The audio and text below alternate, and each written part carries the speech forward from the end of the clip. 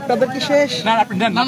আচ্ছা সালে ভাই, আমরা দেখলাম যে আপনাদেরকেও ওরা ঢুকতে দিল না, এবং কেন ঢুকতে দিল না, বা আপনারা এখন কোথায় যাচ্ছেন, বা কি পদক্ষেপ আছে, বা সর্বশেষ কি আছে এখানে? আসলে গতকালকের যে ঘটনা হয়েছে সোহরাওয়ার্দী কলেজে, তারই প্রেক্ষাপটে আজকে 20-25 হাজার ছাত্ররা এই যাত্রাবাড়ি মোড় হয়ে ডক্টর মাহবুবুর রহমান মোল্লা কলেজে হামলার জন্য এসছে।